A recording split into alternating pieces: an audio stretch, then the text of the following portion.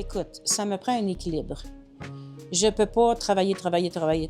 Je dois vraiment avoir un équilibre travail et création. Et création, pour moi, c'est pour ça le titre de mon entreprise. Quand je crée, je guéris. Quand je crée, je reste dans le moment présent et j'ai besoin de ça parce que tout le monde court. Quand les gens arrivent ici, je te jure, je vois et je sens leur énergie, ils sont tous excités. Puis rendus vers la fin, ils sont tellement calmes. Puis là, ils commencent à placoter. Puis, tu vois, l'énergie a changé. Comment ça s'est passé? Alors, moi, j'avais un petit rêve.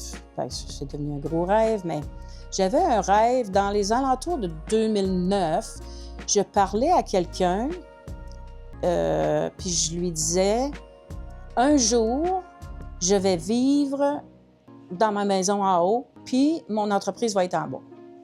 Je ne savais pas quel genre d'entreprise, mais dans ma tête, c'était ça. C'était un rêve. Comment ça a commencé le vitrail? Mon mari est arrivé un soir, puis il m'a dit, j'ai un contrat. Et là, tout a commencé de là. Il y a une hamlet qui s'appelle Janvier, qui est située entre la Clabiche et Fort McMurray. Et ils ont construit une église. Il y avait besoin de 16 fenêtres, dont 14, c'est le chemin de croix. Ça nous a pris 1 an, 2 ans quasiment. Alors, c'est comme ça que j'ai commencé. Tranquillement, mon mari est décédé. Moi, je vivais à Grassland. J'ai décidé de déménager ici en Alberta. J'ai acheté ma maison en 2020. Et dans ma tête, c'était... Moi, je vais commencer ma petite entreprise. Puis, dans ma tête, c'était pas gros, là. Alors, Suzanne Prévost, qui me connaissait, elle m'a appelée, puis elle a économisé, puis oh my God! C'est comme ça que ça a commencé. Ils m'ont tellement aidée, là, que ça a pris quasiment 1 an, du début jusqu'à temps que j'ouvre mes portes, puis que... Mais wow! Ils m'ont aidé pour que je sois vraiment professionnelle, tu sais. Ici, maintenant, écoute, j'essaie d'ouvrir mes possibilités. Alors maintenant, tu peux venir ici prendre un cours de cuir.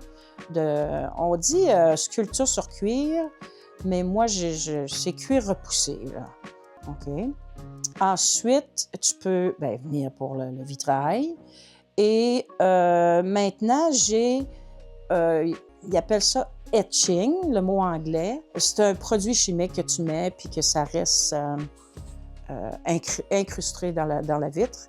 Et j'ai commencé à enseigner la mosaïque, tranquillement. Je fais mes propres expériences puis je m'amuse là-dedans. Une autre chose que j'ai oublié, que je fais, mais je ne le fais pas ici dans ma maison. Je me déplace pour enseigner comment faire ton propre drum, ton propre tambour. Tu sais, je me déplace. Je peux aller un peu partout et j'enseigne directement là-bas avec toutes les cérémonies et tout ça. Écoute, j'ai tellement de choses que je peux faire. Quand j'ai des demandes, on arrange ça puis on voit qu'est-ce qu'on peut faire avec ça.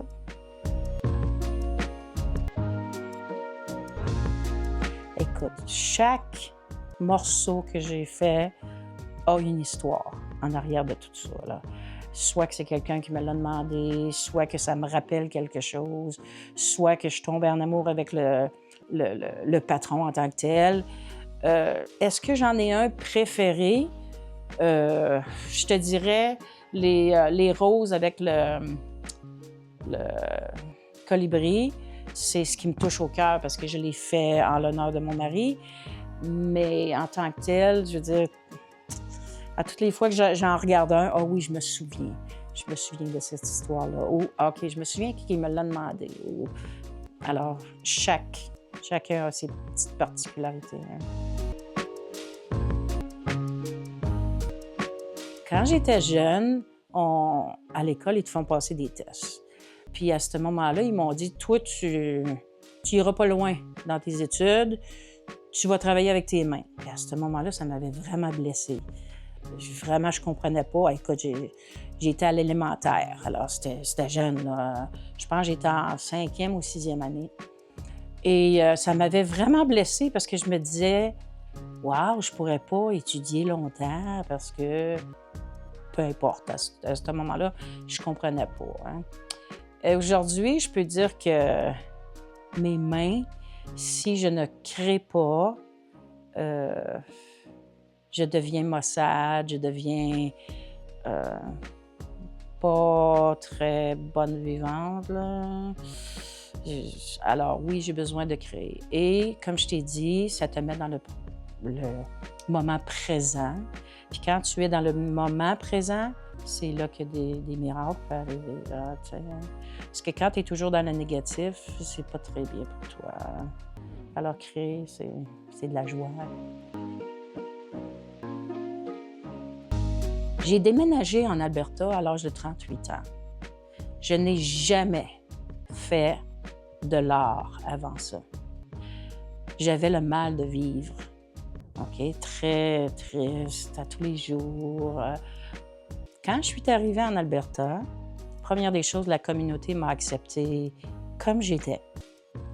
Et j'ai découvert tranquillement l'art. Mon beau-frère, il m'a dit, va à Edmonton, il y a des cours d'une journée de sculpture sur bois. Alors, c'est comme ça que j'ai commencé. Parce que moi, j'adore la senteur du bois. Et oui, durant quelques années, j'ai fait de la sculpture sur bois. Mais à un moment donné, j'ai tombé physiquement malade et j'ai été obligée d'arrêter. J'ai encore tout mon équipement. Peut-être qu'un jour, je vais retourner, mais en tout cas. Alors, je suis devenue plus épanouie avec l'art. Je suis plus heureuse. Alors, tu vois, je viens de Québec. Alors, Québec, si je retourne, je vais retourner avec mon bagage et oui, je vais continuer à faire de l'art. Ça me surprendrait que je retourne au Québec, mais anyway. Alors, c'est ça que je voulais dire. En Alberta, le fait d'avoir été accepté par la communauté et quand je te parle de la communauté, je te parle de la communauté francophone. Tranquillement, j'ai expansionné avec la communauté anglophone, mais la communauté francophone, wow, c'est vraiment une belle communauté. Puis ça m'a aidé à traverser toutes les étapes qu'il faut pour où est-ce que je suis rendue ici. Là, alors, les clientes, quand ils viennent ici, mon souhait, c'est de voir un sourire. Pour moi, là, je vais les aider jusqu'à la fin pour qu'ils soient satisfaits. Parce que quand tu es satisfaite, tu repars avec, première chose, un sourire, une fierté, puis tu te rappelles des bons moments que tu as vécus. Oh non, ça, pour moi, c'est très important que la personne retourne, pas être déçue. Est-ce que j'ai fait? Non, il faut vraiment qu'il soit satisfait. Alors oui, des fois, à l'étape de la soudure, gars, je vais finaliser ici. Fait que, pour que ça soit un petit peu plus beau, parce que c'est sûr que c'est la première fois. Moi aussi, il y a des projets que je regarde, que j'ai fait à mes tout débuts, puis j'ai un sourire parce que je me dis, je me souviens, OK, je vais l'arranger un petit peu, là. Fait, on commence tout à quelque part. Fait que c'est ça. Quand on a installé les fenêtres dans l'église, OK, je ne voulais pas aller dans l'église après ça. Parce que mon mari est décédé, comme je te dis, et je me disais, si j'y retourne, qui va réparer si c'est brisé? Bien, c'est moi. Puis, je considérais que je n'avais pas assez d'expérience. Alors, je crois que c'était peut-être 5 ans après que j'ai retourné. Je me souviens pas exactement des dates. Mais quand je lui ai retourné, que j'ai visité, ça m'a fait du bien. La première des choses, c'est une église, la paix, puis les couleurs, c'était merveilleux, le calme que ça l'a fait. Alors ça m'a fait du bien. Je lui ai retourné une autre fois. Quelqu'un qui m'a interviewé, il voulait m'interviewer là-bas à l'église. Quand j'y retourné, pendant que la personne se préparait, moi, je regardais les vitrails. Avec toute l'expérience que j'avais, j'ai regardé les vitrails, j'ai trouvé des erreurs. Puis là, ça me faisait chaud au cœur parce que je me disais, maintenant, si ça brise, je suis capable de le réparer. Maintenant, je le sais où est-ce que je suis rendue. Je suis capable.